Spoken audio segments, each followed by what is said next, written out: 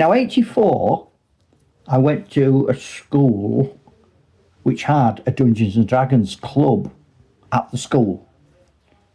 And the school after that also had a Wargames club, which was partly Dungeons and Dragons, and I just went on a Friday night. I was a teacher. A lot of the kids went. It was something to do for the kids. It was interesting for them to see me and me to see them in a world that wasn't the classroom.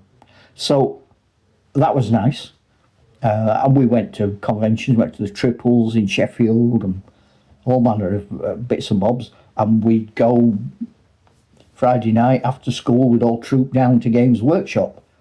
And we'd have a laugh buying things. And we'd maybe go to McDonald's. And we'd go back to school and we'd set up the war games tables and we'd war game till about 10 o'clock. And that was, it was a good time. And that was mainly fantasy, but children being children, they began to bring into that fantasy world elements that they saw in the science fiction world of Games Workshop. Dwarfs with blunderbusses, dwarf artillery. And then it was a big stretch to say, well, let's have dwarfs with the motorbikes.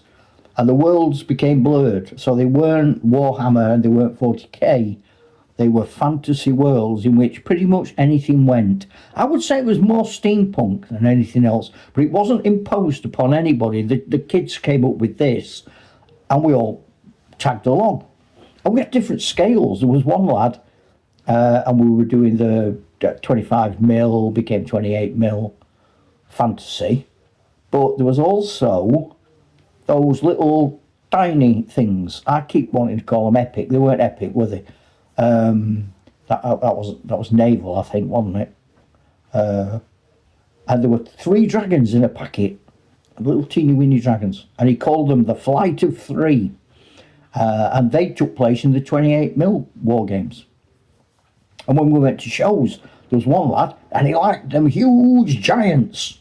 I mean, like sort of 12 inches high, carrying a big board on their heads, full of snotlings, everything dangling off their ear holes.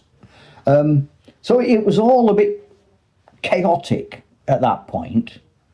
Now, from 84 to 96, that period continued.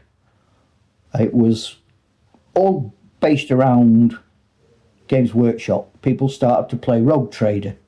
People were playing Blood Bowl. People were playing, what would they be playing? Rogue Trader, RuneQuest, Hero Quest, those sorts of things. That's where I first discovered Skaven.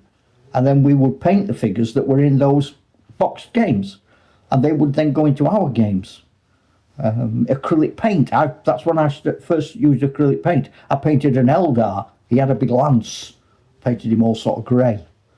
And that was quite a scary event for me to start going from enamel to acrylic. I wasn't sure what to do.